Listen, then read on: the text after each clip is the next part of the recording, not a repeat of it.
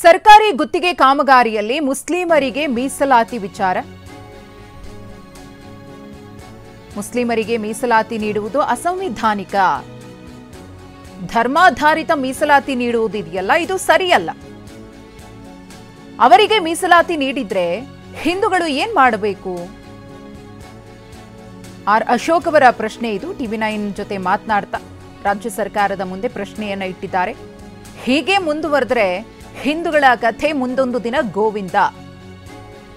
ಕಾಂಗ್ರೆಸ್ನವರ ಅಪ್ಪನ ಮನೆಯ ಹಣ ಅಲ್ಲ ಅದು, ಕರ್ನಾಟಕದ ತೆರಿಗೆದಾರರ ಹಣ ಕೊಡ್ತಾ ಇದ್ದಾರೆ ಅಂತ ಹೇಳಿ ಕಿಡಿಕಾರಿದ್ದಾರೆ ಆರ್ ಅಶೋಕ್.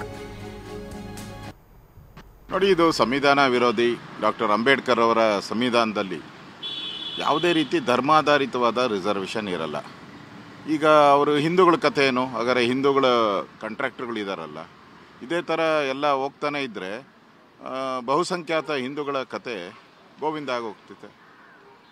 ಇವತ್ತು ಮುಸ್ಲಿಮರಿಗೆ 4% ಮಾಡಿದ್ದಾರೆ, ಅದನ್ನು 50%ಗೂ ರೈಸ್ ಮಾಡೋಕ್ಕೆ ಹಿಂಜೇರದೇ ಇರೋವಂಥ ಸರ್ಕಾರ ಕಾಂಗ್ರೆಸ್ ಸರ್ಕಾರ ಇಲ್ಲಿರೋ. ಸಿದ್ದರಾಮಯ್ಯ ಮೊದಲಿಂದನೂ ಕೂಡ ಟಿಪ್ಪು ಜಯಂತಿ ಮಾಡಿದ್ರು, ಶಾದಿ ಭಾಗ್ಯ ಮಾಡಿದ್ರು, ಮೊನ್ನೆ ಅವರಿಗೆ ಮುಲ್ಲಾಗಳಿಗೆ 10,000 ಕೊಡ್ತೀನಿ ಅಂತ ಹೇಳಿದ್ರು. ಏನು ಇವರು ಕಾಂಗ್ರೆಸ್ ಪಾರ್ಟಿ ಅವ್ರ ಅಪ್ಪನ ಮನೆ ಆಸ್ತಿ ಅಂತ ತಿಳ್ಕೊಂಬಿಟ್ಟಿದೆ. ಇದು ಟ್ಯಾಕ್ಸ್ ಪೇಯರ್ಸ್ ಹಣ, ಇದು ಕರ್ನಾಟಕ ರಾಜ್ಯದ ಟ್ಯಾಕ್ಸ್ ಪೇಯರ್ಸ್ ಹಣ.